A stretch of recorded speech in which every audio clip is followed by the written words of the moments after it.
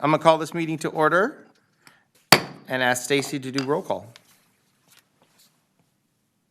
Councilmember Pulapati, Here. Councilmember Budge, Here. Councilmember Sander is trying to log in at this moment in time. I don't think he has audio right now. Vice Mayor Terry is absent for this meeting, and Mayor Gatewood. Aye. Thank you. All right. Stacy will announce the meeting video recording and playback schedule. The meeting of the Rancho Cordova City Council will be cablecast on Metro Cable 14, the local government affairs channel on the Comcast Consolidated Communications and AT&T Uverse cable systems. The meeting is closed captioned and webcast at www.sacmetrocable.tv. Today's meeting will air on Wednesday, October 6th at 9 a.m. and Thursday, October 7th at 6 p.m. The meeting can also be viewed at youtube.com/MetroCable14. A DVD copy can be ordered from the City Clerk's Department, and a webcast of this meeting will also be available on the city's website within 48 hours of adjournment of this meeting. Thank you. I'm going to have Daryl. Can you please come up and do our pledge of allegiance?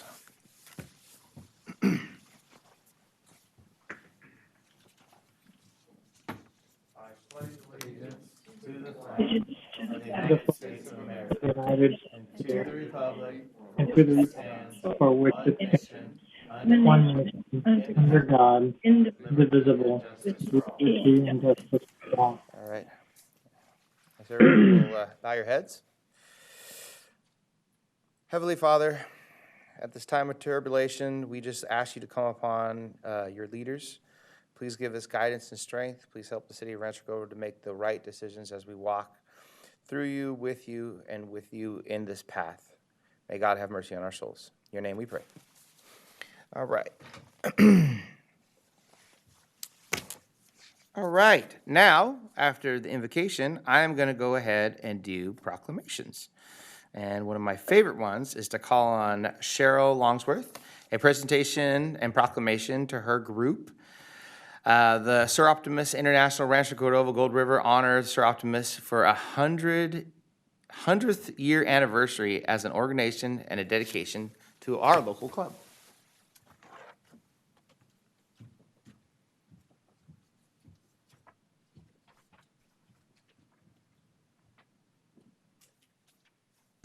All right.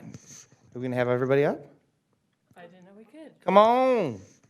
You have masks? We're good. All right. Then we need to get Daniel. Let me take pictures. I'll use mine. Okay, thank you.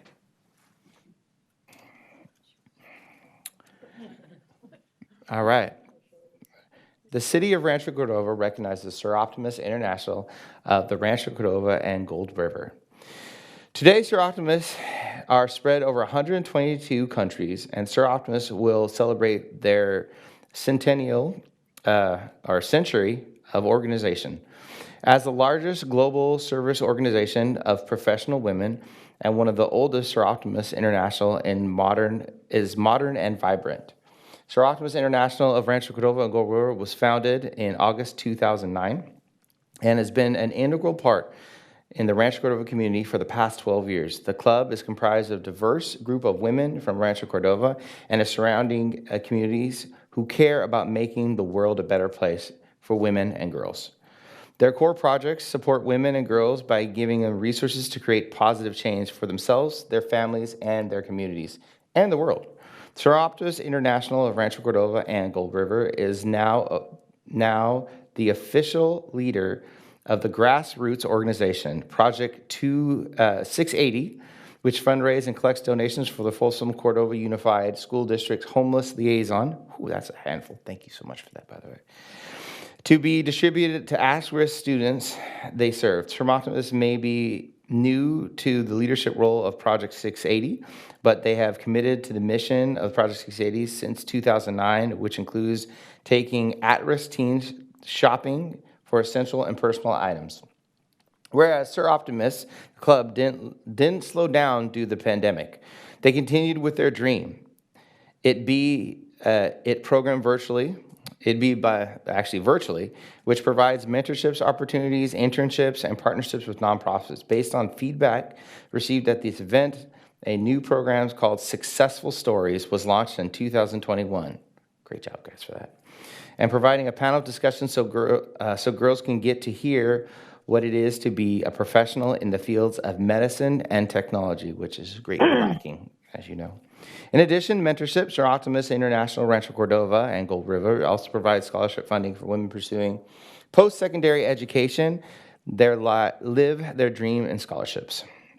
They provide women veteran support programs in partnerships with the VA California healthcare system.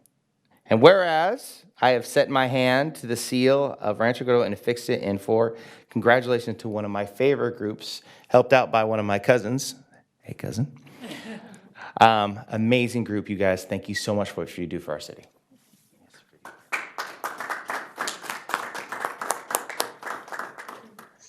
Come on up. Are you allowed Oh. to take Oh, yeah, of course. a quick photo? Yeah, I'm sorry.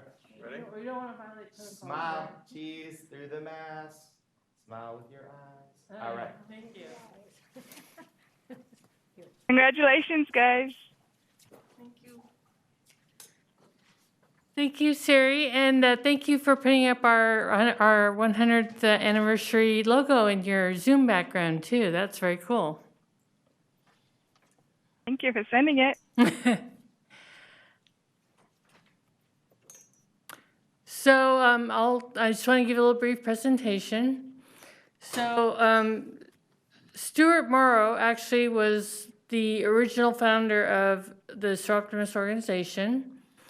He was seeking to build up membership in Rotary clubs and went to a secretarial school because he thought it was owned by a man and found out it was owned by a woman. And the man said, "Oh, I'm only looking for male members, so we can only have male members." And this Adelaide Goddard said, "Well, we women, we can make things happen." So she convinced him to help her start the first Sir Optimus Club. So in May of 1921, Stuart Morrow met with professional women, and there's 80. So that's kind of scary to be in a room with one man with 80 professional women. But he had a group, and they all liked the idea of forming their own club. So the first women who met with Stuart Morrow were these fine women here. They were very accomplished, as you can see. They owned their own companies. They were doctors. I mean, very, very accomplished, very professional women. So Sir Optimus is basically loosely based on the Latin word soror, which means sister, and optima, which means best, which led to the eventual translation of Sir Optimus' name as being best for women. On September 26, 1921, the officers and board were elected, and then on October 3rd, 1921, which is our Founders' Day, which was yesterday, then installation dinner, and the 80 members met in the Ivy Room of the Hotel Oakland. The first president of the first club, which was the Alameda County Club, she was quite the rabble-rouser. She went on strike 3 separate times at the University of California because she didn't get paid as much as the male teachers. Not much has changed. Later, a physical education teacher with the Berkeley Public Schools. And she only signed the charter after Stuart Morrow promised that Sir Optimus would become international, which is, for 1921, international is like, that's mind-blowing to me because we didn't have, jetliners and stuff back in 1921. So That was a pretty far-thinking concept.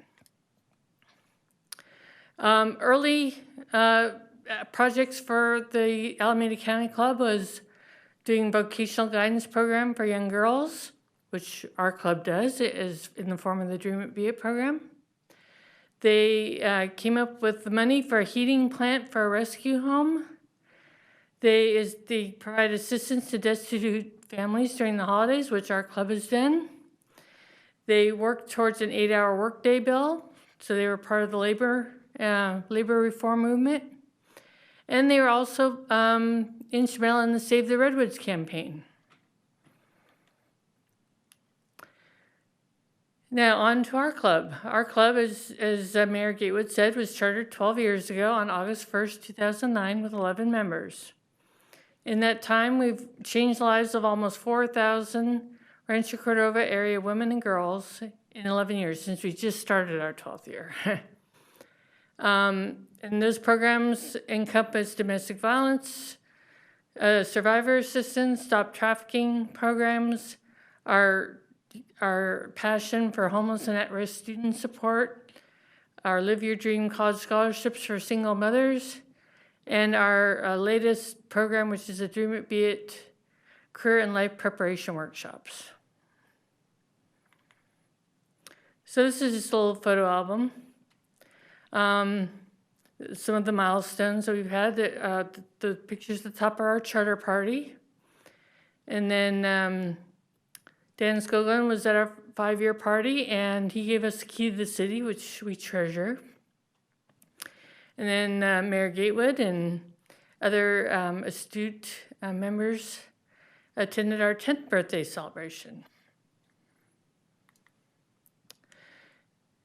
And this is kind of busy, but that's because we're really busy. These are some of the pictures from our service projects, like our Stop Trafficking Symposium, our shopping for the homeless and at-risk kids with the school district, our comfort kits for domestic violence survivors, our delivery of water, orange juice, and snacks to the staff at the VA hospital when the coronavirus was first getting started and all the health workers were working 24-hour shifts, and our Live Your Dream program and our Dream It Be It program. And in addition to programs that we developed just for women and girls primarily, we're just a general community service organization. So not everything we do has to be focused around just women and girls. We help out anywhere we're needed. So we've kind of been affectionately called the bag ladies because we help assemble a lot of bags for the chamber and for their events. We've done like 2 or 3 bag projects for them, so it's kind of fun. We delivered COVID bags. That's the picture up in the top left. And then we helped stuff bags for the Chamber Expo in the parking lot. We wrapped gifts for Christmas Promise, which was a program that used to meet in Rancho Cordova, but now it's the program is defunct, sadly. We also help hand out holiday food at the food locker during the holidays. And we volunteer at the drive-through holiday lights and Kids Day and everything. So we just go where we're needed. Is that a round of applause? And then as also Garrett mentioned, we recently took over the leadership of Project 680, which is the homeless student K-12 students in the Folsom Cordova School District. We're still keeping our club and Project 680 separate because Project 680 serves all students, and Optimus is supposed to be focused on just females, so we don't want to just focus on having Project 680 focus on female students when there's so much need everywhere. So we're keeping the 2 organizations separate, but we're just providing leadership to Project 680 so it can keep going. We became the leader in January of this year. And since then, we've developed a new mission statement and a new website. And we had a logo contest. We asked members of the community to submit their ideas for a logo, and the logo that's in the bottom right corner is the logo that we selected.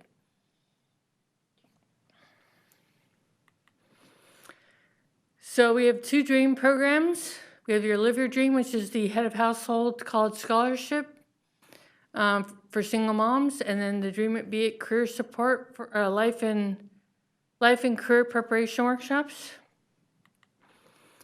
Our Live Your Dream Award is for eligible women who are head of household tax filers, and the money that we give them can be used for anything. It doesn't have to be used for school.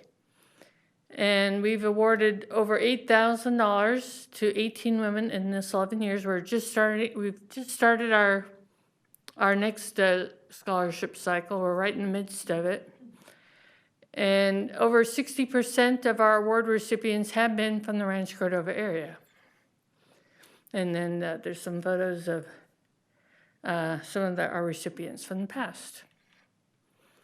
Our Dream It Be It program is a free career and life preparation workshop for secondary school age students, which is middle school and high school.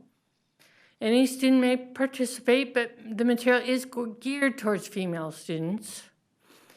We partnered with the National Teen Leadership Program last year, and we're doing again this year. 10 girls participated in last year's virtual program, and we've learned a lot from that first time out, and so we've improved our outreach network and hope to have more Rancho Cordova area students participate in this year's virtual program. So that is it. And just heads up, we are having our axe throwing fundraiser on October 7th. I mean, how empowering is that to throw an axe? And we're gonna have pictures of the coronavirus on the target, so we can just throw those axes at that old pesky coronavirus and kill it, slice it to bits. And then we're also we're just wrapping up planning for partnering with the MAC for their Mad Hatter exhibit that's coming up in a few weeks. We are hosting a high tea in conjunction with that exhibit, and that'll be on November 13th. So we'll be getting information out about that as well here shortly. Any questions? And I'd like to just really quickly introduce the 4 club members who are with me tonight. We have Julie Abraham. She is one of the co-founders of the club 12 years ago. We have Rhoda Stewart and Tara Dietl. And Tara and Rhoda have been with us for about a year. So we're real excited to have them. And we just learned that we're getting another new member. So we'll be up to 14 members total. Thank you. All right, well, thank you very much. All right, thank you. We appreciate your support and the recognition tonight. You guys are amazing. I really appreciate it. I still, my cousin Chris is one of the presidents from up in Fortuna. And so it's great. You guys have been really stalwart for our entire community. And I remember when I was eating breakfast there thinking what amazing stuff you do for our city. So thank you. Does anyone else want to say something before I move on? All right. Next thing. All right. Citizens wishing to address council for any matter not on the agenda may do so at this time via teleconference by completing and submitting a speaker's card to the clerk. If you want to make a public comment via teleconference, please use the raise hand feature at the bottom center of the screen. If you're participating by telephone and you want to make a public comment, press the *9 to raise your hand. For those participating by Zoom or telephone, please wait to be called upon by the city clerk. If you're here, of course, submit your card right now. For any items not on the agenda, speakers will be called upon by the mayor at the point of the agenda when it's being heard. Speakers are encouraged to keep their comments 3 minutes or less and state the name of the community of their residence. And the provision of California Government Code, the city council is prohibited from discussing or taking immediate action on any item not on the agenda unless it's to be demonstrated of emergency nature and arose after the posting of the agenda. Stacy, do we have anyone here for public comment? Yes, we do. The city clerk's Excellent. office received a public comment from Angel Ball via email Okay. that has been distributed to the city council as well as available to the public and on the city's website. We also have a couple of speaker cards for those in attendance in our council meeting this evening, and we have some hands that are raised in Zoom. So I am going to start with the two that are in the audience. Scott Falds. If you'll come forward, you'll have up to 3 minutes, and then Helen Whalen Bashaw will follow Scott, and then we'll go to Zoom and telephone. Excellent, thank you. When does the time start? When you start your comment. So, Mr. Mayor and Councilman, thank you for this opportunity. My name is Scott Foles. I'm a 20-year resident of Rancho, Cordova. I'm retired. I'm currently teaching at Folsom Lake College part-time, and I'm in the prison education program. I'm teaching classes at Mule Creek, and I have taught at Folsom Men's Prison. I would like to suggest that the city of Rancho Cordova challenge the other cities in the greater Sacramento area to a per capita water use reduction contest. Pick a baseline date and gather per capita water consumption for each city. Pick the term of the challenge. Publicize the challenge in all the cities. Win the challenge, Rancho Cordova naturally. Add the win to all the other Rancho Cordova accomplishments. Somewhere we need to partner with the various water providers. I was not able to get per capita water use by city because the services overlap. So there's some nuances to this, but I think we should throw down the gauntlet, challenge the rest of the municipalities in the greater Sacramento area, and help the water conservation effort. And that's my idea. Excellent, thank you for your time. That's cool. Per capita, what'd you call it? Per capita water? Consumption. Consumption, okay.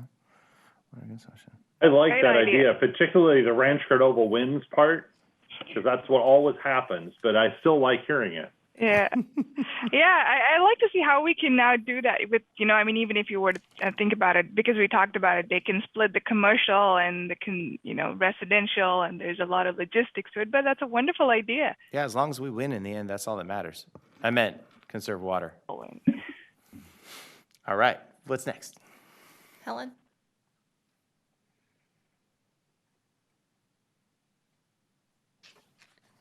Good evening. My name is Helen William Bashaw. I'm a little concerned after the last meeting when I listened to what was going to be used to determine the Planning Commission. It appears that qualifications aren't necessarily there. It appears that it's going to be a friend and family club. As mentioned in a prior meeting, I had suggested that all applicants be posted on the website. There needs to be some kind of rating so that we know that the people who are going to be on the commission actually represent the community. The Rancho Cordova should have a representative from the commission from various portions of the city, not just everybody from one area. So maybe we should have districts within the city of Rancho that would have a representative on that. I do believe that the way it was presented, that a council person would pick a person of their choosing. We're choosing mini-me's. We're choosing people who think like you and are not necessarily community-bound. Also, when you look at the council board the way it is, the majority of the representatives on the council live in New Rancho Cordova. It appears that old Rancho Cordova, the people who made this a city, are lacking representation. I do believe that there should be a rating system, and any person that each council person selects should have a statement as to why they selected and what made that person more qualified over the other applicants to equitably represent the city of Rancho Cordova in the future growth with the planning of where we're going to go. We've got to also remember that trees represent a calming of the climate. When you go into an area and rip out trees, you're ripping out nature. You're ripping out our umbrella. You're ripping out the coolness that trees bring. So I do hope that the council reconsiders and has fair and equitable representation of the entire Rancho Cordova in your selection process, and that the public be able to review all applicants online. Thank you.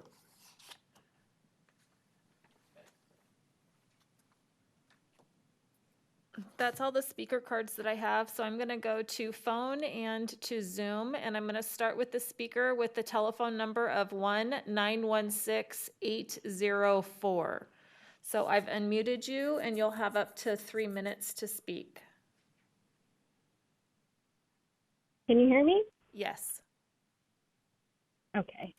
This is Faiza Mughal in Lincoln Village. Hi, and I Faiza. have 2 comments. Hey, how you doing? Good. First, I want to encourage you all to dream bigger with the Coloma Road project. I'd like to see a larger budget for this project so there are a variety of design concepts to earn our buy-in, as well as targeted outreach to include our diverse demographic. And I say that based on being in the room on September 29th and being the only one in the room that looks like me.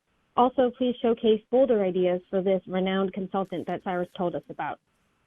There's a litmus test to measure this project's success, and that is unless it's safe enough for an 8 and an 80-year-old to walk or bike there, we aren't going far enough to improve Coloma Road. Please allocate this project a braver, bolder vision and braver, bolder budget. My second comment is about a neighborhood issue. Last year, we raised concerns about a nuisance neighbor in Lincoln Village called Flame of Fire. They would host crowded, unmasked, hours-long evening concerts for 7 days at a time, solicit out-of-town participants, and refuse to heed the county health order despite several notices at a time when we were still in the purple and the red tier. In addition to thumbing their noses at community health, Flame of Fire's week-long concerts routinely exceed noise limits, and they'll blast the volume in retaliation after code comes out on a noise complaint. They've built an outdoor stage in their office parking lot to host these week-long concerts, but these are nothing like the concerts in Cap Village. We have neighbors whose homes shake from the excessive volumes. Even with windows shut, the families don't have peace for an entire week. Stunningly, Flame of Fire continues to receive city permits for their parking lot stage despite all the complaints. I gave up talking to Darcy and Russ about it because nothing they do curbs the behavior or gives substantive consequences to this bad neighbor, and the issue persists today. I won't forget how embarrassing it was on October 6th last year when Flame of Fire was name-dropped at the Board of Supervisor meeting for being the lead example of what a bad space actor looks like in Sac County. After all of our hard work, they're putting Lincoln Village on the map, but in a bad way, and that's not okay with us. I'm asking you, can you pass an amendment to curb this bad actor by requiring a hearing every time they apply for a temporary use permit based on their current history of complaints and violations? I'd like a response to that, please, and thank you for your time. All right. The next speaker is Eleni. Eleni, I'm going to go ahead and unmute you, and you'll have up to 3 minutes.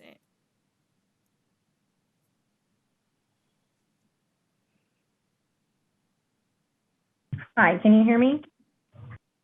Yes. Okay, perfect. I'm also calling in to urge support for the Coloma Road Improvement Project. I'm a resident that lives on Chardonnay Drive. I've been there going on 4 years now, and we only have one car that we share. When I need to get to the river, which I need to do every day, and it's only half a mile from my doorstep, I do have to cross Coloma Road. There was a proposal once that was a little bit more controversial with neighbors understandably, to install some kind of pedestrian or bicycle infrastructure along Cordova Creek. That didn't happen. That makes some sense to me. There was a little bit of controversy with regards to people navigating behind other people's homes and yards. But something has to be done. Last week, actually, subsequent to the information hearing, I was walking across Coloma Road, as I do every day, and it was 10 o'clock in the morning. A young motorist was approaching the crosswalk, accelerating, swerving into the suicide lane to overtake traffic. This is at 10 o'clock in the morning. A pedestrian has a 1 in 4 chance of dying if they are hit by a motor vehicle doing 32 miles per hour. Speeds on Coloma Road routinely exceed, in this stretch, 45 miles per hour. I just think something needs to be done. I'm worried I will die if I continue my daily routine, which does not seem like a lot to ask. So thank you. Thank you. The next speaker is Ace Duffy Pagan. Ace, I have unmuted you and you'll have up to 3 minutes.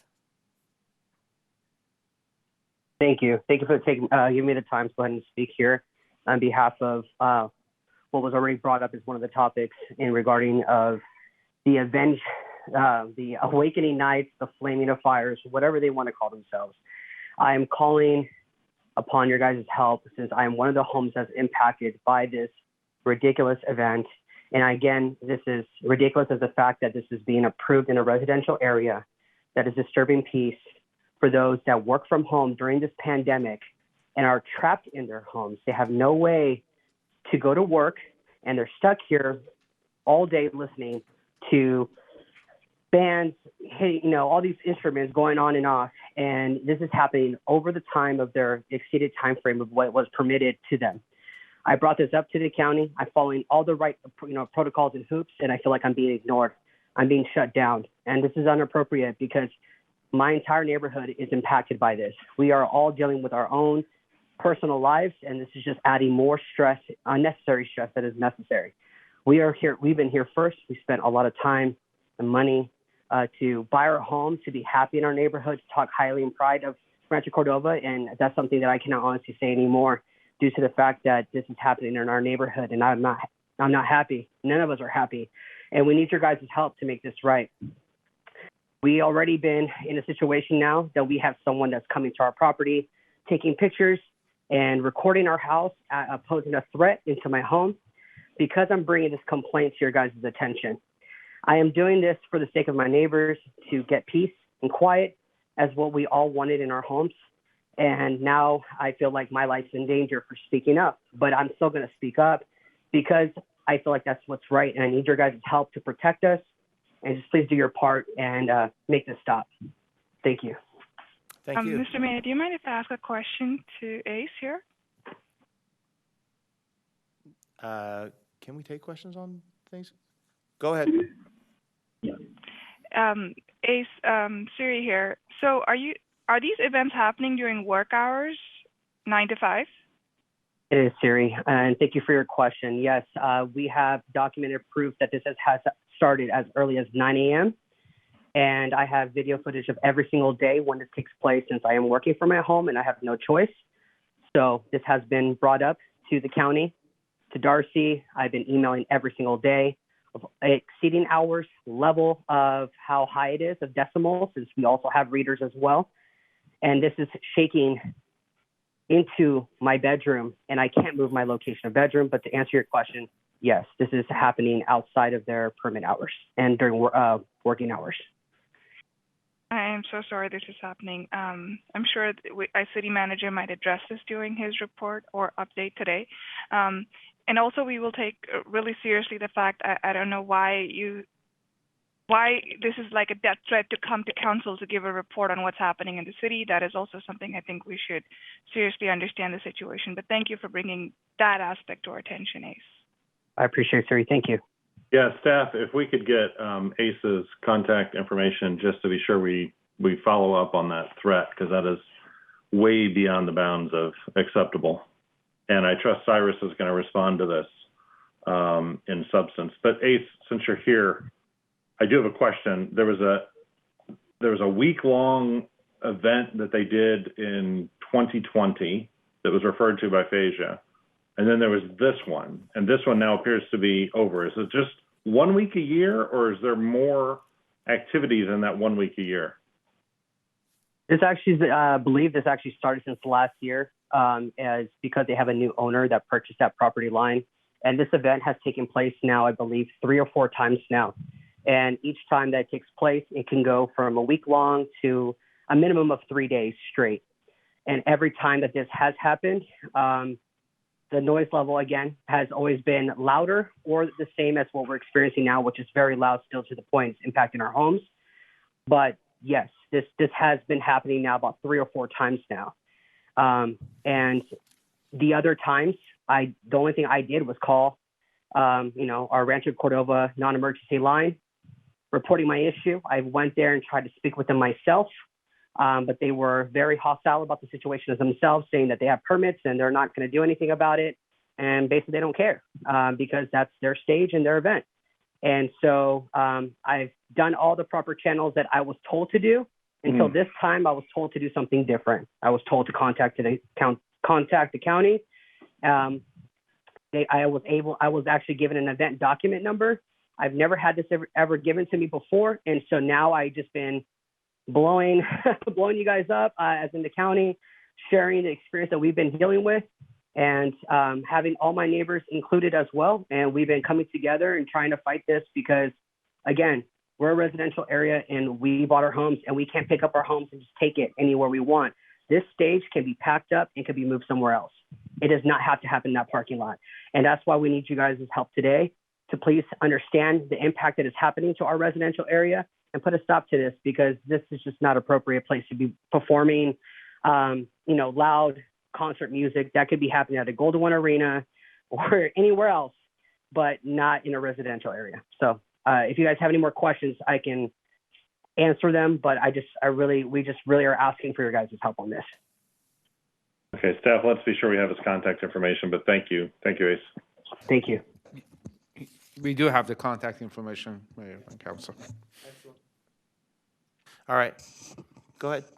The next public speaker is Chris. So Chris, I'm going to go ahead and unmute you, and you'll have up to 3 minutes to speak as well.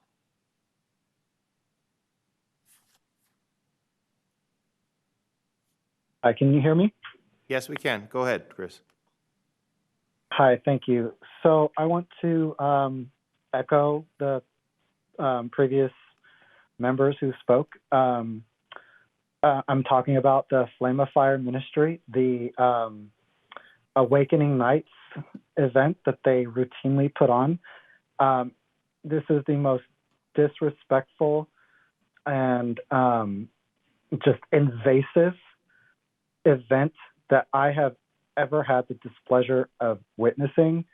To give myself a little bit of background for you guys, I used to be involved in church activities and Christianity, and with all the corruption that goes on within there and the abuse that happens, not only is it a nuisance, it's triggering my anxieties every single night, to the fact where I started using marijuana again to relax during these events. I don't like using marijuana.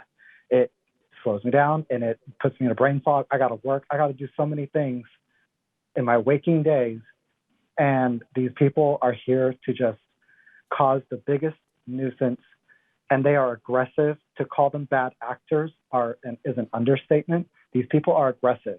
I walk to the bus stop, and when they are out there, they will have eyes on me, and they will even walk the perimeter that close to where I'm walking and follow me to make sure that I do not go on their property. These are not faithful people. These are thugs. These are wannabe Christian thugs. They are not full of love or light. They are thugs. And we do not want them in our neighborhood. We want them gone. We want them out. We want these events ceased. For the future, it needs to stop because it's going to get dangerous. All right. Thank you. Thank you. That's all the public speakers that I have via speaker cards for those in City Hall and via Zoom and the telephone. Right. Well, obviously, we need to take a look into this and really figure out what the heck's going on. Thank you for everyone that I don't like threats to my citizens, especially coming from something like that. So we're gonna take a look at that and really take that apart. Cyrus and Adam, let's figure out what's going on. Let's do council reports. I'm gonna call on Siri. Let's start with you. Go ahead. Okay, let's see. I think the League of Cities was, okay. So I attended the League of California Cities Conference that was held here in Sacramento. I think there were nearly 1,800 elected officials that attended from all over California. And the best part was they had to show proof of vaccination in order to attend. So it was kind of a, little more safe. I felt safer to attend such a big event, and that too face-to-face. But it was a really good one to attend. There were many educational sessions, and one that I attended was on equity and public engagement. They showcased a range of options to help us local leaders build community relationships and increase participation. And an example they took was of the city of Roseville, which we have a lot of similarities with, and we could find common ground. That was a good one that I took. And in that conference, the keynote speaker was Bonnie St. John. She is an amputee, but is a Paralympic ski champion, and she talked about, overcoming challenges and, how we as leaders, we're facing such challenges, with the pandemic, the civil unrest, political tensions, so much more. But she's such a good motivational speaker. She talked about how to offset the negative effects of stress and how to play to win. Well, speaking of playing and winning, let's talk about flying. We had this amazing air show with the fastest and loudest military jets performing. We had the best at display with the United States Air Force, Thunderbirds, and the Canadian Forces Snowbirds. It was a perfectly well-organized event, and my kids and I thoroughly enjoyed it. And I went on Saturday. The weather was great as well, so, double win. Council member Budge and we attended the STEM Expo. This was an event to inspire local students to consider STEM, aviation, as careers. This was also a really well-attended event with students from all over Sacramento, including our students from Mitchell and Mills Middle School. So this was girls empowering women. If you can see it, you can be it. That was their theme. Last but not least, Councilmember David Sander and I, along with the City Manager and Mayor Garrett, along with City Manager Cyrus, we attended the Region Builders Annual Barbecue event. Now, this was an event that connects the business community with the elected local officials, and our very own Cyrus won an award for all the great work he does to support the local businesses. It's for the city, by the city. Congratulations, Cyrus. That's my report. Excellent. Thank you. Thank you. All right, moving on. David Sander. Thank you, Mr. Mayor. Well, I continue to work at SACOG on transit issues in particular. Linda may or may not be aware of that. We did hold back some dollars that were coming to the SACOG region to invest in innovations in transit, and a plan was sort of laid out for that. And when the Transportation Committee looked at the plan, we didn't actually see enough innovation. So there's another hearing this Thursday, further discussions with the transit agency leaders, of which there are 8 transit agencies in the Sacramento region. So Regional Transit, where Linda serves, is obviously the largest and perhaps the most progressive in terms of innovation. But nonetheless, there's a lot of work to be done in the region. So stay tuned for that. I serve on Regional SAN as the city's representative, and we have a new executive, Christopher Dobson. Christopher has been with the agency for a number of years, I think 15 or more. I'm still the new guy on the board, but our previous exec took a retirement at a very appropriate time for him. And Christoph Dobson is our new exec, so welcome.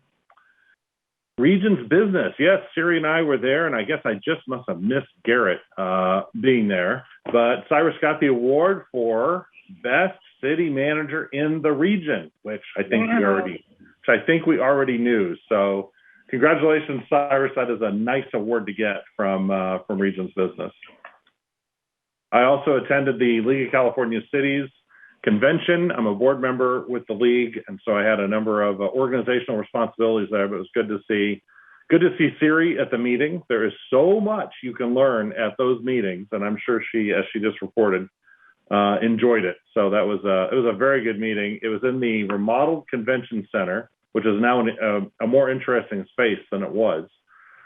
Feels a little awkward to me in terms of it's like division lobby to lobby, but part of it is just getting over the feeling of what used to be there, I think. So we'll see how it wears over time. And finally, the air show, I think, was a stunning success. I don't think they set new attendance records or anything like that, but given, this age we're in with COVID, that should not have been expected. But it was an awesome show with all the talent that was on display there, including a helicopter that could do a loop-de-loop. So that's the little image behind me, sort of celebrating the air show. This is not the helicopter that does the loop-de-loop. But congratulations to all the air show organizers. And of course, the city plays a major, major role at that air show. And so congratulations to all the city staff that worked hard to make it happen, including Shelley Blanchard at the Cordova Community Council. The Community Council lends Shelley to the air show, in essence. She serves on the board, but she organizes the volunteers, which is an enormously complex task for which she's very well suited. But congratulations to everybody on the air show.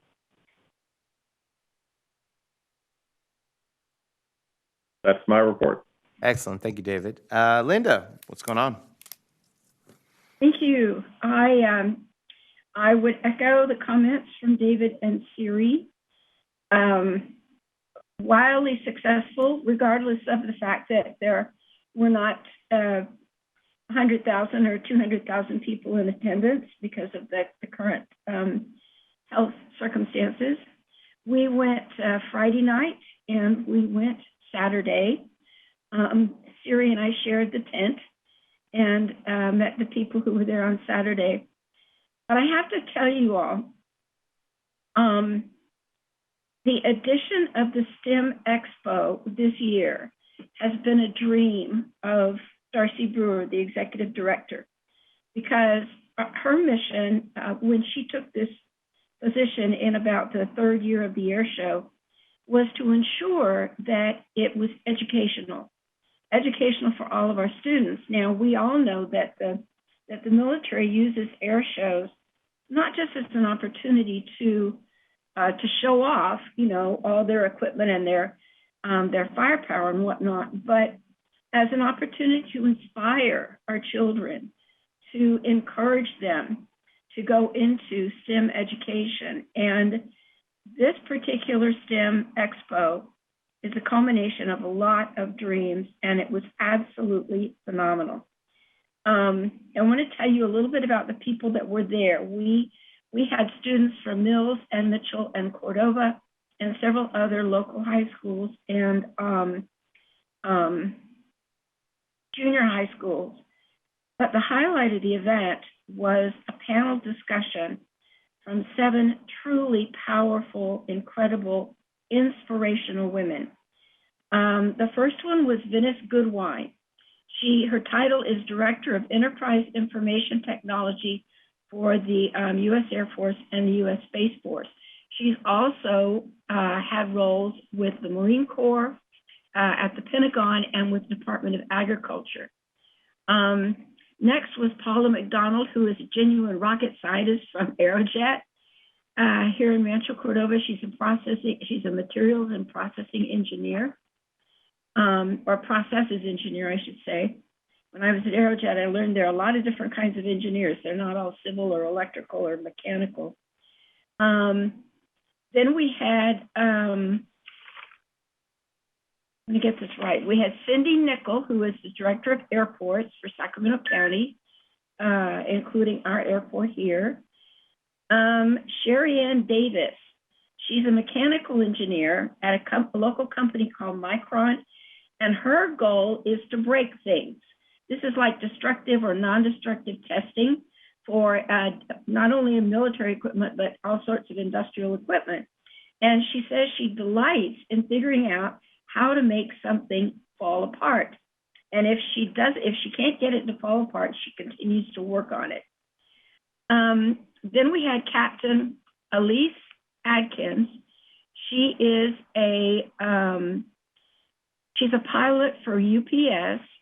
She flies the Boeing 757 and 767, and she's been with Boeing for 6 years now. And then we had Major Michelle Curran, who is number 5. She's the lead solo pilot for the Thunderbirds. And if you will notice, everybody, and I hope you all know about these last 2 ladies. I know Siri does, but I hope everybody does. Major Curran is the lead solo pilot for the Thunderbirds.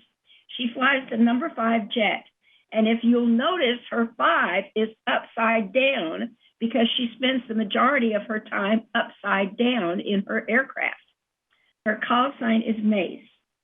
Incredible woman. And then one of the 2 that I met, who were actually the pilots of the F-35A, which I think, David, is what you've got on the wall behind you. These 2 ladies, one of them was Major Kristen Wolf. Her call sign is Bayo for obvious reasons. And then Major Madison, who I don't have in front of me, her call sign is Rocky. The 2 of these women, it is absolutely thrilling and astonishing and so rewarding to know that these 2 ladies and Mace are all have developed the skills and the physical acumen and the mental acumen to fly those incredible aircraft. And I just was so proud of them. Mace is only the 5th woman to fly with the Thunderbirds in their history. And I believe, David, you may remember this, our 3rd year of the air show, which was our 2nd flying year, the Thunderbirds, it was the first time the Thunderbirds came. And a Major Malinowski came with them, and I believe she was the number 3, she was the number 3 pilot, and I believe that she was the first woman to fly with the Thunderbirds. And at the Air Force Museum at Wright-Patt, her uniform and everything is on display because of her pioneering role in that, in her pioneering role. So I have to tell you, in all the years we've been doing this, this one was really, this was a highlight for me. We met the Canadian Consul General. Garrett gave him a key to the city. This is the 2nd Canadian Consul General we have met. When they came in 2013, there was a wonderful lady who was in that role, and she went on from that posting to be higher up in the Canadian government. And the air show, you know, Darcy's motto is that air shows can change the world. And I have to tell you, we did our part this weekend in helping to make that possible. So thank you to Darcy and Angela and Shelley and all of the volunteers and all of these wonderful people. Garrett and I both got to address the pilot briefing to Ralph, who's the air boss and comes every year. And Garrett, when you, originally it was supposed to be a moment of silence, and I was going to suggest that we simply have a moment of gratitude for such an incredible event and bringing that back to Rancho Cordova. So that's my report. Thank you, Linda. That was awesome. All right, so I'm not going to be redundant, but I have to talk about the air show. I went to it like 9 times. It was amazing. The cool part is the behind the scenes. So you never hear about, I've forgotten what his name, who's the head guy that got all gruff with everybody and made the guy sit on timeout? Which one was he, Linda? Ralph Roy. So That's Ralph Roy. He is the air boss. So the air boss, he has like, everyone respects him to the point where he can make like a jet pilot be quiet. So he sat up there and talked about how everyone, you know, if you're going to try out a new technique, not at this air show. It was amazing. He was like, and he had it all clocked down to air speeds and what people were going to see and how he wanted the shows to come in. And I never realized that it was funny. He's like, if you can't pull off a trick, they're not going to know. But remember, we want you to come in right here, and he pointed at a map, and leave right here because we're trying to get good pictures, and this air show is for them. And that never crossed my mind that the turn was on purpose. I just thought they were trying to do acrobats, but they literally have a spot where they come in, and they know if you turn right here, it's the best one to get pictures. So that was just amazing. It's eye-opening when you see how much work. And so, I mean, to say nothing of the least, Darcy and Angela Terry are just a diamond in the rough. Like, we have so many diamonds in the rough when it comes to Rancho Cordova that make us a special city. And to have an air show that other air shows come watch because we're the premier air show. I mean, we had the Thunderbirds and the Canadian group Snowbirds show up for our air show because they know how amazing our air show is. So it was amazing. I got to go there a bunch of times. I got to meet the pilots. They have all amazing backstories. I met a bunch of African-American first pilots and having a family of Air Force pilots, it's fun to watch and be a part of. So thank you. That was great. And thank you to see all my citizens. Nice to see everyone kind of starting to step into the normalcy. And, I got to take my mom for the first time, and she was writing down everything because it's amazing to see an air show like that for the first time. Especially if I'm from Humboldt County. We have small planes up there, but to see something like that is amazing. So, I can't say enough about that. I love our air show. I think it makes Rancho Cordova special. Next thing, I went to you probably don't know this, but there is a Western swing group of Rancho Cordova. So, my wife and I, we actually swing dance. And so, I was like, I want to go judge the swing dances. And we have so many famous swing dancers and musicians that work out of Rancho Cordova. I didn't even realize that it was a thing. Like, I saw the hall, and I thought that was just someplace cool. So every, let me get this right. Every first Sunday of the month, if you go to our Western Swing Hall, you can actually swing dance. And it's not like normal swing dancing where you just get Cotton Eye Joe. They actually bring like famous artists into the city and you can go play. And they're like, hey, you play piano, because all my family plays instruments. And he's like, you want to sit in? And I was like, I get it's crazy. So it's all these famous swing artists. I got to give awards out to all these guys. They play with Buddy Holly. I'm not going to date myself or say a bunch of old timers, but it was amazing. And these guys were all ornery stuff. And so they're all getting out there and they'll just jump on the stage and start playing with one another while you're actually swing dancing. And so I said, okay, so I went to my son's, it's not prom, it's called homecoming. And I'm embarrassed. Like, they don't know how to dance anymore. Like, at all. Like, nothing. Like, no one's taught these kids how to dance. Like, I'm not going to be an old timer and be like, back in my day, we danced better than you guys. But it was ridiculous. Like, and I was like, what would be great is they're a nonprofit. I was like, I would love if you brought dancing back to our kids so they actually could teach them like how you actually are supposed to dance. Because there's leading and this is how you stay on too. Maybe I was like, you're just not getting their moves, Mr. Mayor. Listen, I can dance backwards, but most of their dances bring them away from the other partner. And that didn't make any sense. My son's dance, the girls brought their iPads to draw instead of dance. I was shocked. I was like, so you guys aren't even going to dance? Like, why am I here at this dance? I mean, why do you even need a chaperone at a dance where everyone has their iPads and their phones out? Like, that doesn't make any sense to me.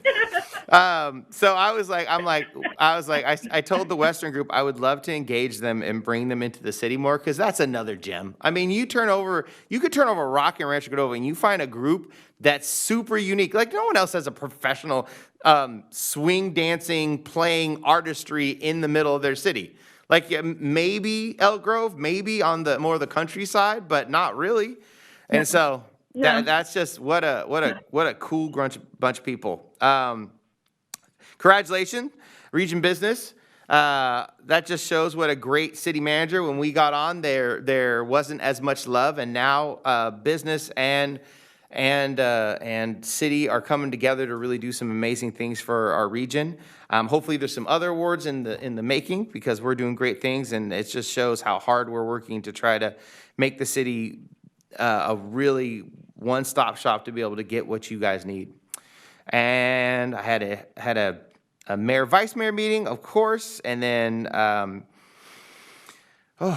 was so tired. And it was an amazing last couple of weeks. I'm gearing up so I can go out, and you probably all received your postcards.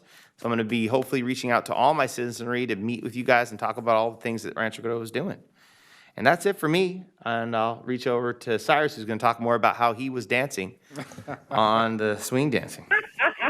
Thank you, Mr. Mayor. No dancing for me, but it's but I just wanted to echo the great air show and acknowledge the work of our staff. We have large participation, of course, support from our Rancho Cordova Police Department, our Public Works team with traffic control, and many other volunteers from staff who work with the event. Yes. And I really want to make sure that they're acknowledged. We also have a member of our team, leadership team, Kim Duran, who serves on the air show board, and she volunteered for this entire time. Last Friday, we hosted the annual Manufacturing Expo. This time, the city was the host, and we hosted it at the City Hall parking lot.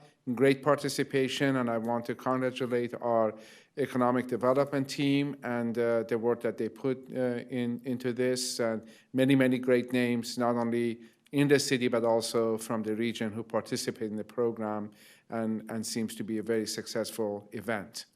As a couple of speakers have mentioned, we held a community meeting on Coloma Road last Wednesday. We had about 100 participants, a combination of Zoom and in person. Great comments, great feedback. Our public works staff and police department staff presented a set of options, and some led a conversation about potential solutions to some of the issues that we see. And we will be following up on the comments and all the studies and the information that we have gathered to bring a presentation to the City Council. Our tentative plan is to do that in November, in about a month and a half or so. The last thing, another thing I wanted to say, thank you for acknowledging and thank the Region Business Award, and thank you, Councilmember Sander and Pulipati and Mayor Gatewood, who attended the event. While they named me, I really want to make sure that you understand this award is truly deserving of the city for the amazing leadership that the City Council has provided and the great work that our city team does. So while I was named on it, but I really think this award goes to all of you, goes to all of our staff for the great work that they have done. And lastly, I wanted to take a minute, and since the council asked and requested some information about the Flame of Fire event, if that's okay, Mr. Mayor, I will invite Michael Runner to provide just a very brief set of information about the event and how it came together and what our future plans are for this event.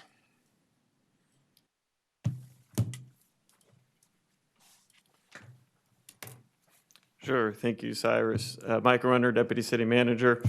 Just provide a little bit of just information and kind of what happens next, kind of with the issues that were raised. That, honestly, there are issues that staff and folks have been working with over the past week or so with the incident that was happening, as some of the callers mentioned, acknowledging staff and working through the different issues and trying to monitor the situation. There was a TUP that was issued for the event over this 7-day period.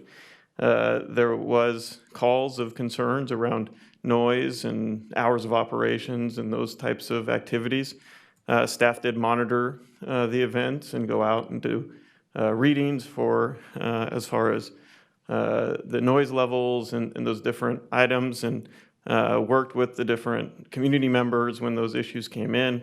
As we walked through the different issues, we did request, actually, they modify their temporary use permit to end a little earlier at 9:30 over the weekend.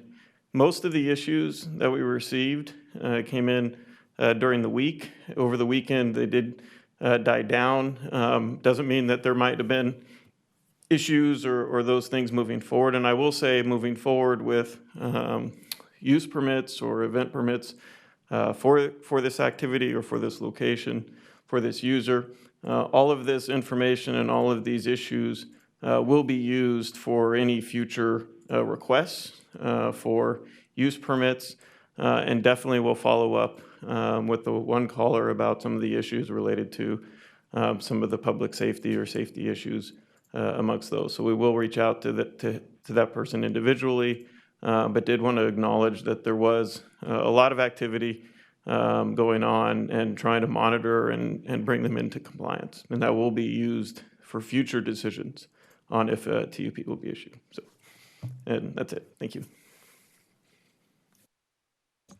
Thank you, Thank Mr. you. Mayor. That's all I have. All right. Consent calendar items. Consent calendar items consist of matters deemed routine and non-controversial by staff unless a member of the council wishes to pull an item for an individual consideration. All items will be approved in one motion. I'm going to call on our city clerk, Stacy, for a correction. Yes, the city clerk's office would like to announce that item 9.7, the title for that is a resolution of the City Council of the City of Rancho Cordova adopting Caltrans Local Assistance Procedures Manual Chapter 10 Consultant Selection will not be heard this evening and will be moved to a future meeting. All right. Are there any items, consent items the council wishes to pull at this time? Hearing none, I will move approval of items 9.1 through 9.6 and 9.8 and 9. Excellent. Do I have a second? I second, but I don't see a 9.9. Sorry. Other page, next page. Next page? Next page, Sherry. Okay. Right above consent public hearing items. You see it? Yeah. Somehow not on my view. It's the contract with Michael Baker. Oh, that's 9.8. No, it's 9.9. On my 9.9. Okay. Maybe I have to see another. Is there a possibility that Siri has a copy of where 9.7 was eliminated, which would make the last two 9.7 and 9.8? Could be, because I'm looking at the council view, which I only have 8. Oh, but that's what happened. Perhaps just open the copy on the website if there's any confusion. Yeah. Okay. Yeah. Let me do that. Yeah, Sarah, you're right. Correct. Online, it only goes to 8. But your last item for both of you is Michael Baker, right? Yes. Yes. Yeah, that's probably It's what been happened. renumbered. Mr. Mayor, it appears that the on-site or the online version has already removed 9.7. That's why it's not included. All right. Yeah. Well, seeing that Okay. it's So removed. just for the benefit of the public, the council does see the same things that you see with the exception of that one item. Adam, do we need a companion motion to continue the original 9.7 to a future agenda item, to a future agenda? Yes, as the clerk requested. Okay, so I would, to my motion, then I would add that we continue the Caltrans, I'm not going to number it, that we continue the Caltrans Local Assistance Procedures Manual to a future date uncertain. Second. Oh, sorry, sir, if you wanted No, to that's, take it. yeah, that's fine. Roll call. I was going to say the same thing anyways. Before we do the roll call, can I ask if there's any public comment for these items?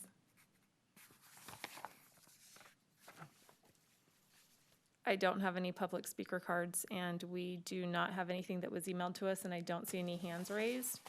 So I'll go ahead and I'll do the roll call. Councilmember Budge? Yes. Councilmember Pulapati? Yes. Councilmember Sander? Aye. Vice Mayor Terry? He's not here. That's right, sorry. Absent? Mayor Gatewood? Aye. Thank you. All right. Consent hearing items. Consent public hearing items consist of matters deemed routine and non-controversial by staff. Unless a member of the council wishes to pull an item for individual considerations, all items will be approved in one motion. I'm going to go ahead and open the public hearing. Are there any items? Are there any items council wishes to pull? All right. Do I have any public hearing? Public comment? No, there's no public comment for this item. Okay, I'm going to go ahead and close the public hearing. And can I have a motion? I will move item 10.1, the Rio de Lauro Parcel 66 Major Design Review Project. Excellent. I second. Roll call, please. Councilmember Pulapati? Yes. Councilmember Sander? Aye. Councilmember Budge? Yes. Vice Mayor Terry is absent. Mayor Gatewood? Aye. All right, last is regular calendar hearing items. Fastest council session ever. All right, Stacy, can you please announce the first subject?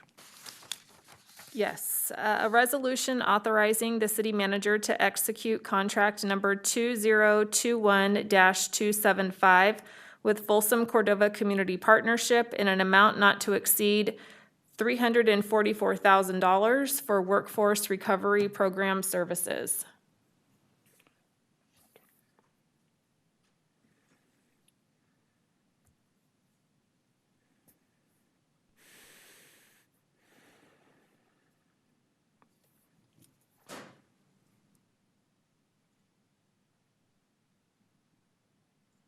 Good evening, council members. I'm Amanda Norton with the Economic Development Department, and I'm waiting for the slide to show up on my end over here.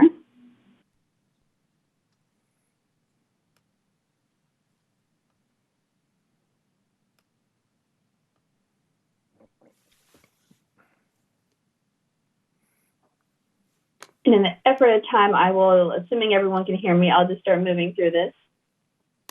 I'd like to provide some background to just refresh everyone about our workforce initiative. The Workforce Recovery Program was discussed as a key initiative to be funded by Measure R.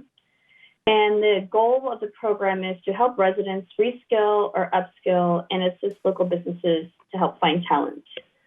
We did receive 9 proposals. Some of those were approved earlier with the consent agenda. And the last one before you is for Folsom Cordova Community Partnership. And since I still can't see the slide, I'm going to keep moving along and hope that everyone else can see it at home and to the council. We can't see it either, Amanda, but we have the slides on, so we're following along. Okay. So for slide 3, the purpose of the program is really to provide residents, opportunities for residents that are either underemployed, unemployed, or want to upskill and receive additional training to be able to compete for higher wage jobs. The idea is that when participants are participating in these programs, they are able to receive a certificate or gather a new skill set will help them either progress within their current career field or pivot into a new career field. And Rancho Cordova being a large job center, we feel this is really important, not only for our residents, but also for our business community as well. Next slide, please.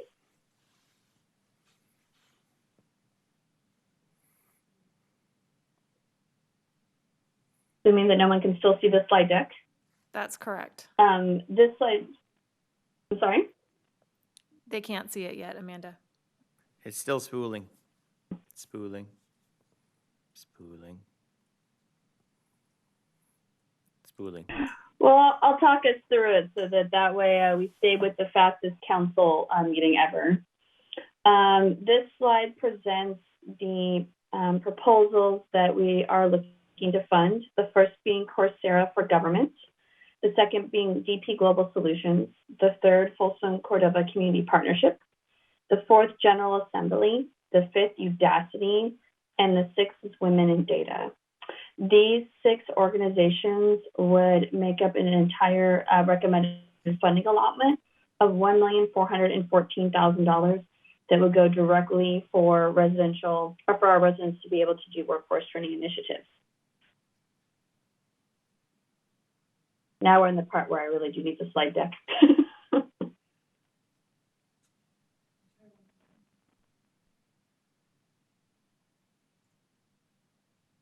Mayor, we may have to pause the meeting just a second to get the technology figured out.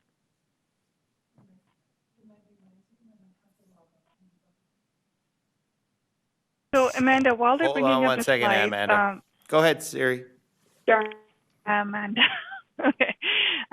So what I was going to ask. So one of my requests is, on these, I'm looking at the slides, right? And you have this is, for example, on the potential funding, they have a funding request of 172K, and the number of residents served is about 120. All of this is great. What I would like to request at the end of it is to come back in 6 months to show the status of this funding and what's happening with this, on how this funding is actually creating an improvement on 120 women. It's a one-on-one case management. There's Moms Back to Work, which is a 71K. And looks like there are 50 residents that are going to be served with it. So overall, I'd like to see in 6 months, and mark this, maybe in this being October, maybe in June, come back and show the status of how many people have actually been helped with this and what's the outcome of how this is progressing. Yes, I would be happy to do that, not only for this program, but for all of our programs. Yes, please. So, Amanda, And why I would with just add in response? Oh, through there. Amanda, why did you fully fund them and not give them just a portion like everybody else? They are not fully funded. So originally they had sought funding for an additional 800 residents, but those residents receive basic services, which means anyone that comes in, uses their computer or uses basic services at their facility and then leaves.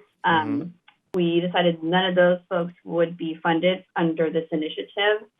So this funding actually, when we had already negotiated that piece out, so that's why it was not included in this. A lot of it really still had to do with the one-on-one case management, and that's an expensive service.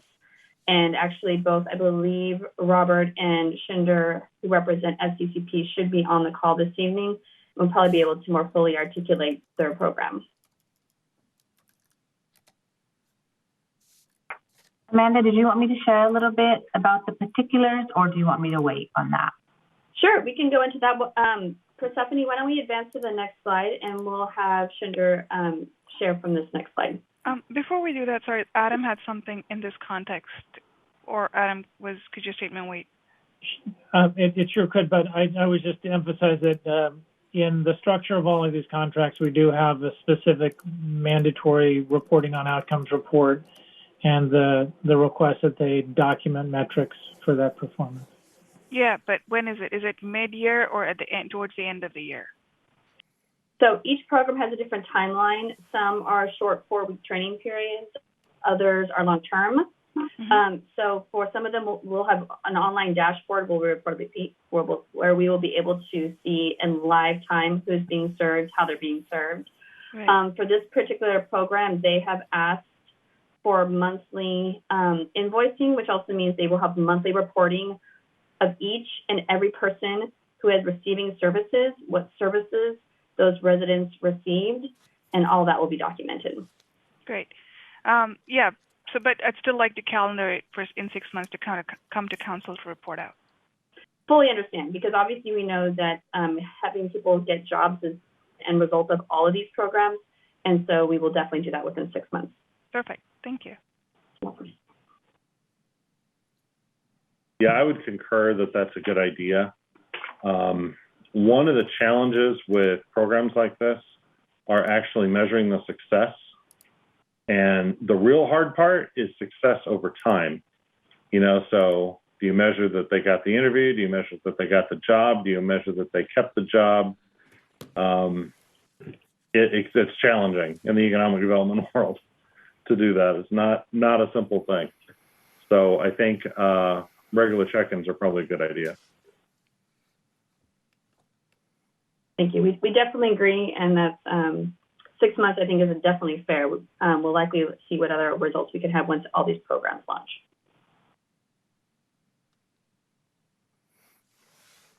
Did you want me to go into it now, Amanda? Please. Okay, great. Okay. First off, thank you for having Folsom Cordova Community Partnership Job Center here tonight to present the scope of work of the grant. We are definitely excited to be able to increase our service capacity to solely concentrate on Rancho Cordova residents. And with this, as this detailed slide that we are looking at right now, the program details 5 different components: individualized case management, which overall we're looking at 170 and 120 that will be one-on-one. And then we move into the moms back to work. That component of the program, we're going to have 50 moms that we're going to work with that who've had a challenge about getting back into work, look at identifying the barriers and helping remove that. And within the 50, we are looking at concentrating 15 of the 50 with mentorship for them to be able to go back into the careers that they're looking for or career trajectories. And so part of this grant is also looking to provide training scholarships to about 15 individuals within the program component, and then our on-the-job training. That is something we definitely specialize in, and we have an employer database that we work with, so we would definitely match individuals up, and those individuals who are really needing on-the-job experience with the hopes of gaining that full-time employment will really benefit from the on-the-job training. And then the last component is providing direct support services to the participants that are enrolled in the program. This allows us to be able to concentrate on case management placement, but successful placement into jobs, by removing the barriers such as transportation, providing other additional direct supports to the participants. So that's just some of the details on the program. And again, when you look at the numbers, overall, we're looking at 170, 120 will just be in general concentrated case management. And again, the 50, the Moms to Work. The Moms to Work program is a new launch program. So we are going to be looking at data as well too, to continue to work on that and navigating that as well. And I know there was some questions about reporting. We are very big on providing result-oriented monitoring tracking. We love that for the work that we do because it informs our current work and then also helps us identify the strengths of a program and areas of focus for us in programs. So we are planning to do that on a monthly basis, and we would be happy to come back in 6 months' time and or earlier if that is needed. So that's just kind of a little overview of what we will be able to do for Rancho Cordova. The other part of our job center, so we have funding sources that have us support Sacramento County in general, but this is very specialized for Rancho Cordova residents. We were looking at data, and in our data, we were seeing that we're able to serve maybe close to 27-30% of the residents currently because our funding sources are so sparse in that. But this is going to allow us to directly concentrate on Rancho Cordova residents. And then the other part of this, we have also loosened the income qualifications for this, because what we've noticed with COVID, the onset of COVID, we have individuals who are new to navigating, especially community resources, and even working and getting case management in general. So we are going to concentrate our efforts in kind of helping identify those individuals to get them the case management that they need. The other part of the tracking that we will look at is not only job placement, but the retention of job placement. We would love if we can get longitudinal data, because we know when we have longitudinal data, that definitely kind of shows some of the strengths of a program, but that would have to come over time, years of doing something like this. But again, we definitely will collect that.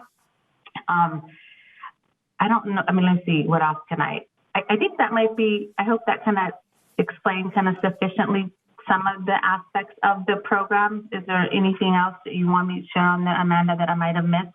Sure. There's probably two clarifying comments. Is one, that there are no income requirements. This is open to any Rancho Cordova resident that walks in or that they are able to locate through outreach efforts. So it's open to everybody. And that they're also going to be reaching out from their proposal to 40 new businesses that they haven't touched yet, to also be able to provide, to see if they need any help finding employees as well. Because as we know, and I'm currently at a conference hearing about everyone struggling to find workforce, is there's a shortage out there. So people are demanding, like, people who are able to be out in the field are able to get jobs. So it's just a matter of finding the right people to match into the jobs based on skill set. Yes. The loosening the income qualification is going to be a huge help for us to be able to help individuals to be able to get case management just over the basic services. So we're personally really excited to be able to provide that.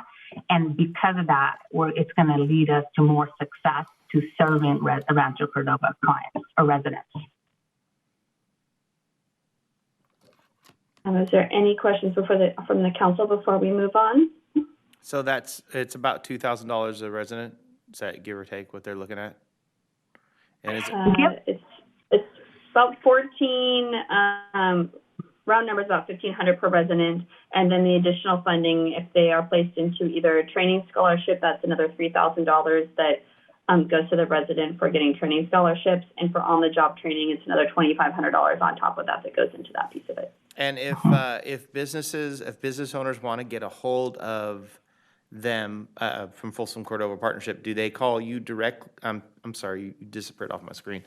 Shinder, is that right?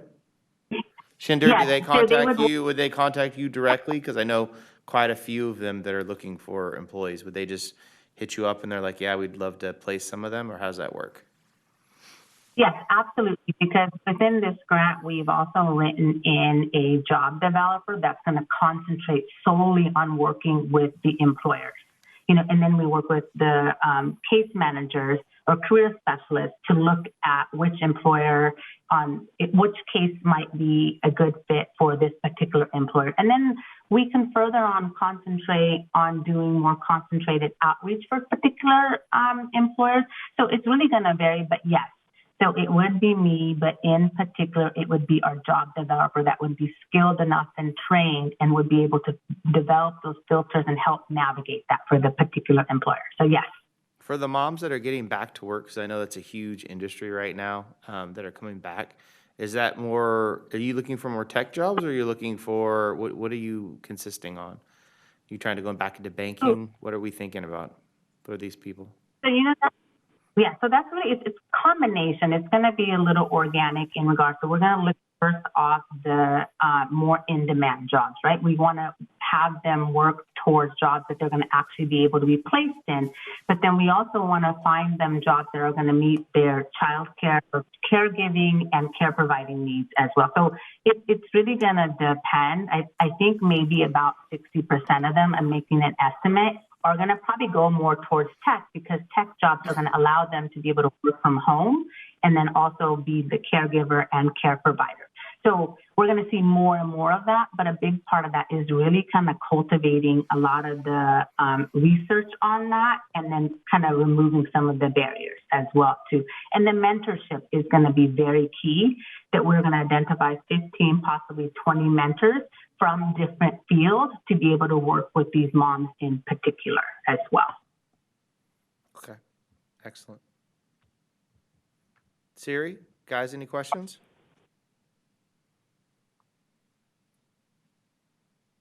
All right, now I think it's very well put together for now. All right, excellent. All right, go ahead, Amanda.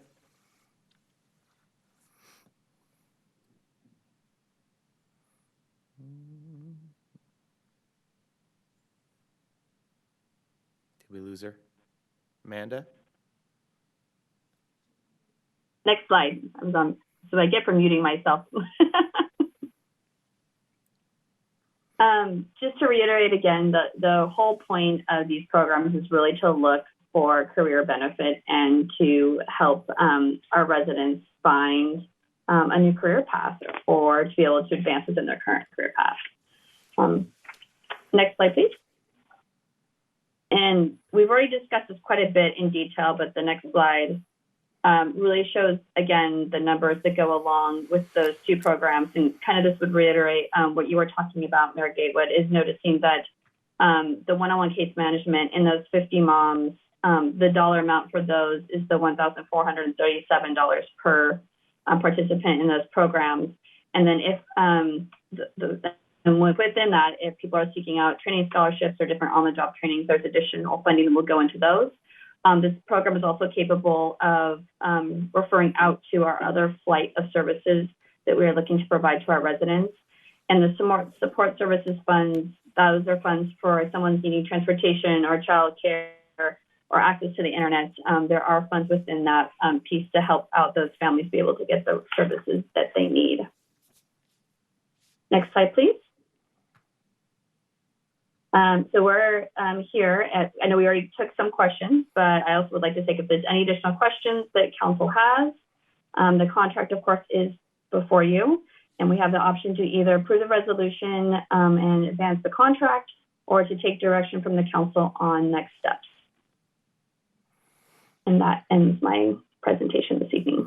Excellent. And I'm happy to field any questions. And of course, both Shinder and Robert should be on the phone tonight if they have, if you have any further questions for them. All right. Stacy, do you want to go ahead and see if there's anyone that wants to speak on this? I do not have any speaker cards for this item, and I do not see that there's any hands raised in Zoom or by telephone. Okay. All right. Guys, do you have any comments?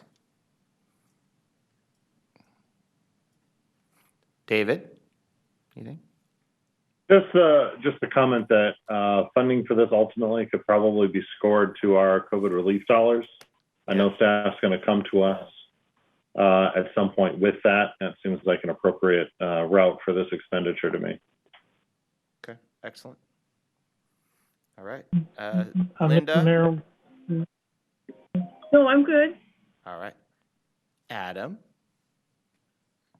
Sure. I would just offer if one comment for staff. This has been a very significant new body of work overall on these types of contracts, and I've appreciated working with Amanda and her team.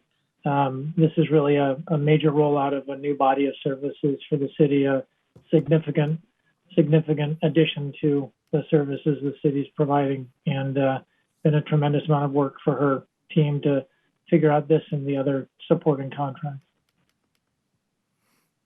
Yeah. Second that. And then I don't know how you're going to do with programs like this. Oh, Robert, did you want to say anything? I see you there. Your head looks I am pink. here. Thank you. I just wanted to take a moment to thank City Council for thinking progressively about workforce development in the city of Rancho Cordova. We're really excited about this opportunity to help support our community residents through workforce development, and just appreciate being able to be a part of this new initiative in the city and look forward to being able to report our success if the council moves forward with this particular contract. Excellent, thank you. Micah, with all this stuff, I hope that we're reaching out to the Chamber of Commerce and the other businesses that have been approaching me, the need for employees, and making a big, long list, because, you know, the good part about this is anyone that's willing to step up and get this training, there is a ton of work in just our city that are looking for worker bees.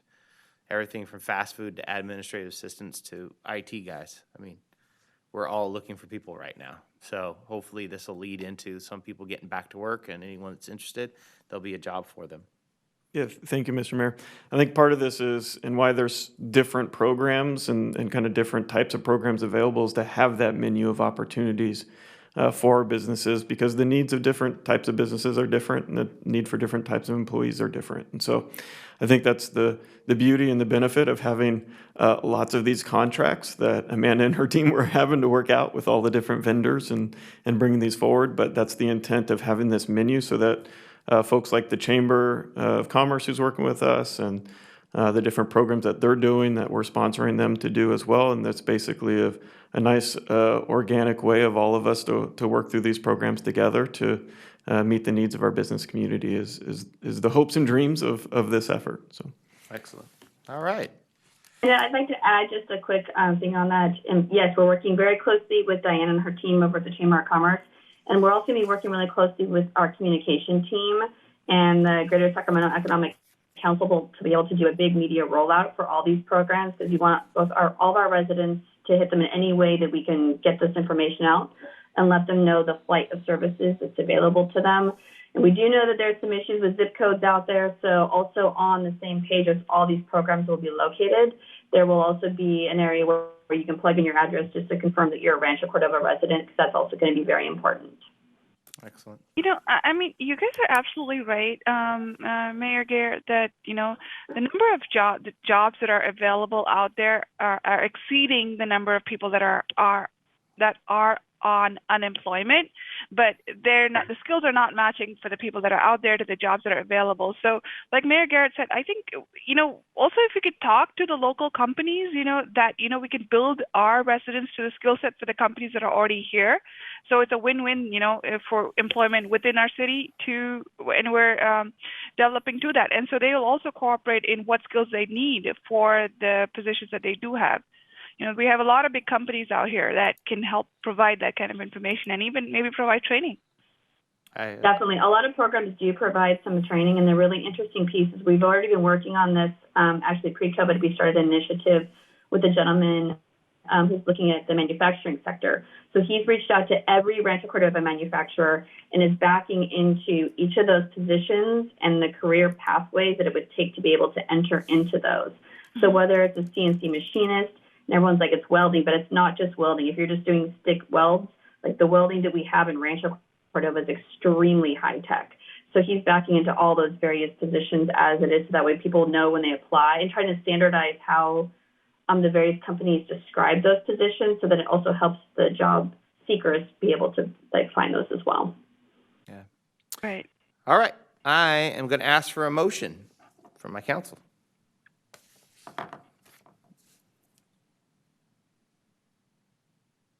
Motion on this. I move that we adopt a resolution authorizing the city manager to execute the contract number 2021-275 with Folsom Cordova Community Partnership. Do I have second. Roll call. Councilmember Budge? Yes. Councilmember Pulapati? Yes. Councilmember Sander? Aye. Vice Mayor Terry is absent. Mayor Gatewood? Yes. All right, moving on to our next thing. And kicking everybody off of Zoom and refreshing the screens. Excellent. All right, Stacy, can you go ahead and read the next subject?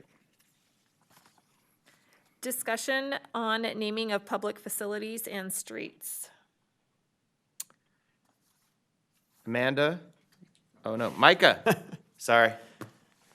No, that would be me, Micah Runner, Deputy City Manager. Good evening, Mayor and Council. Wanted to bring an item back for you for discussion. This has been a topic of discussion a few times.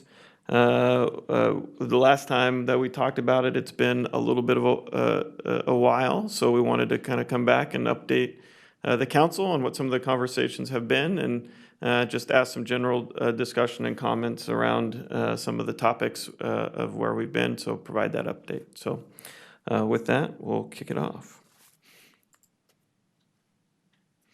So as a reminder, through this process at one of the last study workshops, Councilmember Budge and Councilmember Sander were appointed to talk about street naming as part of the follow-ups of one of those discussions. And so we've had a couple of those conversations with our subcommittee on street naming, and wanted to provide some update on that, and wanted also to confirm the approach to public facilities and actually honor some of the accomplishments that have been made by actually naming some of the public facilities over the last couple of years as well, or actually in the last few months. So some of those facilities that we've talked about recently is, and there was council consensus at the time for the naming of the Dan Skoglund Atrium, which was a good success and just happened a month or so ago. And then also the memorial that was open for Officer Mark Stasiuk, and honoring those names and legacies. And so when it comes to public facilities, as we talk about these larger things and larger items, it was kind of the consensus that these would be larger council discussions when naming of these different assets and different opportunities would approach, and suggestions that these would be case by case and up for the entire council discussion when opportunities like this present themselves. So the street naming committee was the outcome of the last conversation. One of the things to highlight was, and you'll see some, street signs. I know they're not blue. I looked for blue blank ones for the for the PowerPoint, knowing that we do blue, not green. But see, that's the blank names of the streets. And really, our current naming process is really the developers, through their process, through the improvement of their applications, come in and present plans and present their projects, and actually are the ones that are responsible for presenting names of streets. And obviously they go through us for approval, for staff for approval, but it's really on the developers as far as who is currently naming streets, and obviously they present those to us.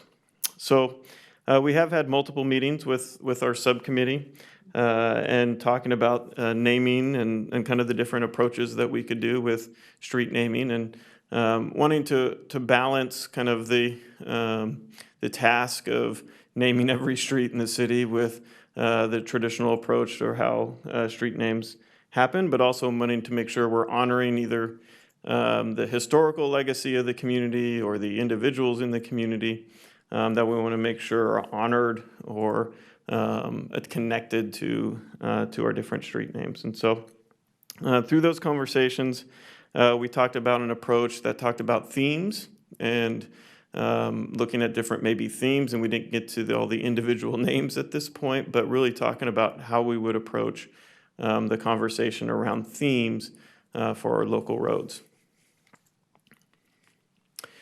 One of the conversations that we had was around major roads. Just as a reminder, there's probably not very many of these major roads left that kind of haven't already been named in some way. So I think when we talk about major roads, I think we don't talk about this as the same way of being a theme, but if there's an opportunity to discuss moving forward, that this would be a little bit more like major facilities and a full council discussion around the naming of some of our major roads and making sure it has the right either historical context to it or a significant contribution. So back to local roads, the discussion really was around categories and individuals And so what we really discussed is breaking it up into themes and a themes approach, talking about different categories. When I say categories, it's like types of trees or types of minerals or types of rockets or something like that when it comes to categories. And then individuals, so those individuals who've had a significant contribution to the community in various ways, and really talking about the roles and responsibilities of the different people involved. So that's the naming committee that's meeting, city staff that's involved in reviewing, and then the developers who are ultimately the ones doing the plans with the different names. So just as a highlight, wanted to just show you some of the different individuals that came up as part of the conversations with the committee, and both the individuals, and you'll see a very comprehensive list of types of individuals that wanting to make sure that we remember and can honor through these different efforts. And then also the categories, wanting to try to maintain local connection as much as possible, but also acknowledging that there's other things like trees in Northern California or other areas that we could pursue as themes to suggest to our development community. So on as an approach, I think this really should say staff could, not staff will. Staff could provide direction to developers for these certain categories or individuals, and really wanting to make sure that we're having some context, and so matching themes and categories to property characteristics. So this wouldn't be necessarily the staff coming up with all of the names for the developers, but the potential of giving them some suggestions of some themes that they can come back with for these different areas. So some examples could be like Aerojet scientists in Rio or Westboro as potential suggestions, or veterans near Mather Airport, and things like that that could be used or connected to the local community. And so just to get you started a little bit, I think we are looking for some direction and maybe some comments from Councilmember Budge or Sander, if they have any on those discussions, and really looking for kind of the next steps. And we've developed some of these themes, and either we want to go forward and finalize some of these suggestions for themes in the future, or we want to move forward and start looking at particular names and how we would get to that place of developing potentially names for these different categories as well. So with that, I think I'll turn it over to council to provide any suggestions or comments that they would like to. David, Linda, if you guys could tell us what you're thinking. Sure, I can comment a little bit and let Linda wrap it up. We started on this because we were worried that names on streets were becoming disconnected from Rancho Cordova, which is kind of an ironic situation. I guess to illustrate that, I could point out that we've got some street names now that are along the lines of Glass Beach, Ocean View, Wharf Way, things like that, that I guess maybe you could look at as tongue-in-cheek and funny, but it sort of bypasses the possibility to actually have connection between Rancho Cordova, the history of Rancho Cordova, and our future. It almost seems to like cheapen us a little bit. So we are very interested, and always have been, like every community, in creating a sense of place. And one way you do that is through the names of things. And the names of things reflect different historical events or people or places or activities that are relevant to your community or even future. But somehow, the names of things are connected to the place. And our current situation, we are not naming things or really approving the names of things per se. So we're getting marketing names for things, but nothing related to Rancho Cordova.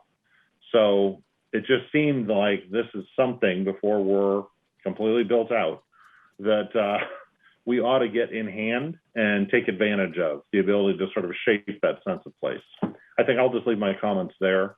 Linda and I have done a little bit of work trying to figure out where you would go for names or places or functions or things like that. But we can talk about that later. But Linda, please add anything else you'd like. Well, David's really summed up the concern very accurately. And I actually mentioned this to a couple of home builders last week in a meeting, and they're perfectly comfortable with the direction we're going. Everybody laughed about the fact that there are beach names out there and ocean view names out there, because that seems completely illogical. I will say that the different themes that Micah listed match the list from my notes perfectly. And it seems like probably our next big opportunity is Rio de Oro. And of course, part of that is being done on dredger tailings and has history to the community, both through the dredgers and the gold mining, as well as the way in which it was originally used by Aerojet and Boeing and McDonnell Douglas. So it strikes me, if in this particular first kind of test case, that probably the most logical way to do is to ask the builder and their engineers, or whoever it is that's doing their naming, to implement a couple of the themes that we've identified, and then give them a chance. Because, I mean, for instance, everybody working for Easton has access to a lot of history about Aerojet in this region, and should definitely be able to come up with names that would have to do with things, either Aerojet's projects or people that have worked for Aerojet. For instance, we have a street at Maker named, back in I'm thinking early 90s, the Air Force decided to rename all of the streets on Air Force bases throughout the country. And that's how we ended up with names like Syrah and Von Carmen and Strata Fortress, and a variety of names like that. But for instance, there's no street around here named for Werner von Braun or anybody else that might have worked for Aerojet early on. And you could go down the list of the Apollo missions that Aerojet worked on, and a column Apollo 268, 269, 270, whatever. But I know that Easton Development has access to that kind of information, and I'm quite certain that Elliot can come up with mining and gold rush names. I'll remind everybody who doesn't know that in kind of paying homage to the fact that so many of our original streets in Rancho Cordova were named for grapevines. When they did Stone Creek, then they named all the streets there for wineries around the world. So I'm sure we have additional grapes or wineries that could be called on for street names. Maybe, actually, we didn't talk about this. I think Amanda would appreciate this one. Maybe we name some now for our local brewers, since we now have a stable of local breweries. So everything that Micah said is accurate. Everything that David said is accurate, and I would encourage us, rather than dictate, I would encourage us to provide the themes and the categories and give people a chance to succeed. Thank you, Lynn. What do you think? Did you say me, Mr. Mayor? I did say you. Actually, I said Siri. Okay. But you. I missed that. So absolutely, I love that, when you have street names that show the history of the area, agree with everything Linda said and what Micah has proposed. What I would also like to add, we have to absolutely show the history, but, also when, we have a lot of immigrants, like we have the Afghan population that is just moving here. If we could have something that for them to represent something that reminds them of home, some streets that, show what they like, that way when they cross such a street that brings history, brings back their memories, that would be great as well. Like a popular, like China would have Tiananmen Square. But anyway, whatever they have in Afghanistan and Russia, we have a huge migrant population. So something for them to remind them of their sweet memories.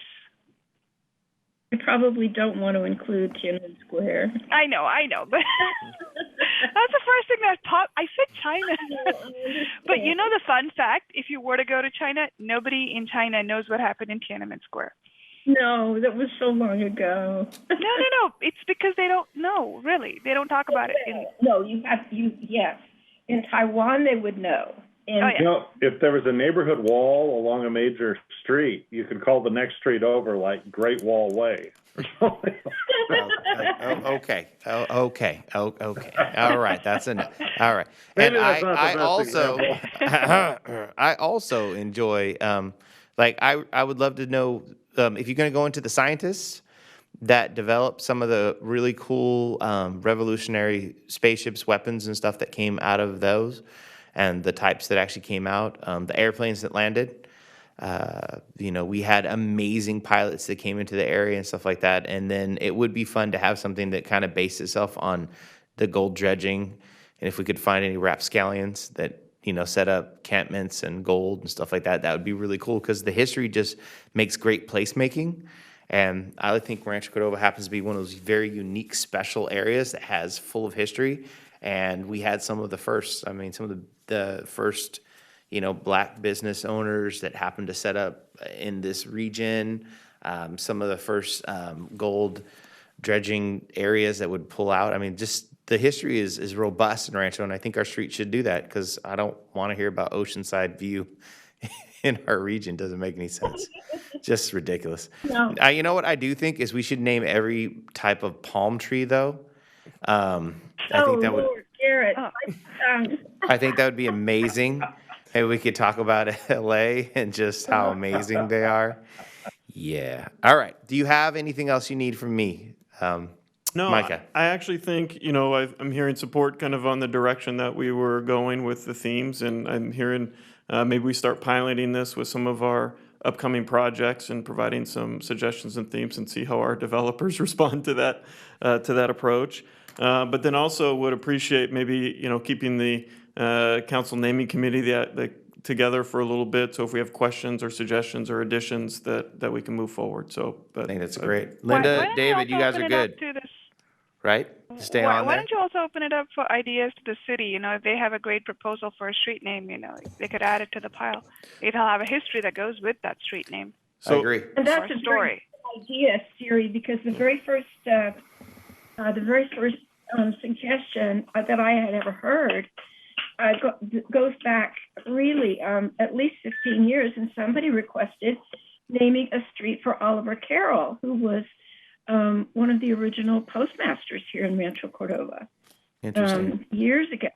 And Mr. Mayor, right when this process started, there was actually a naming process. So we actually do have quite a collection of names that were suggested kind of a few years ago that kind of started this conversation early on. And so we have shared that list with the committee, and we'll definitely use that with our developers. So when I help with design, it's always like developers don't care usually about naming at all. Like they usually get silly at some point, especially when they're doing it. There's like I've seen 1, street 2, street 3. I literally saw that because it just got tired. So it's good to have like a list, be like, look, we really want the branding to be this, and if you just don't have the time, here you go. Here's where we want you to start. Start at the beginning and just let the architect or the designer lay it all out. So that's great. And then David, David and Linda, you're cool to stay on that committee and keep it going? Sure. Excellent. There's 2,500 different species of palms. So Excellent. We're done. We're done, Linda. Aren't you excited? And we should have one of those on every corner. She's not here in the council, so she just, you guys aren't seeing this. She just gave me the thumbs up. Garrett, that wasn't the finger I extended. Mr. Mayor, if I may just Not add completely clear through Zoom. It's a little fuzzy. if I may just add a comment related to Councilmember Pulipati's suggestion for reaching out to staff. As Michael mentioned, we did that early on. In fact, we went through a sweepstake process to encourage our residents to submit names. And like he said, we have quite a collection of names. So I don't think we will have shortage of them. It's really identifying the themes for different neighborhoods and selecting some of those names and making sure that we have accurate and valid names before we suggest them to developers. So that's where I think we can get some assistance from council members Sander and Butch in identifying and solidifying some of those names. Excellent. All right. Thank you, guys. All right. In the fastest council session ever in an hour and a half, is there any other future agenda items? Seeing none, meeting adjourned.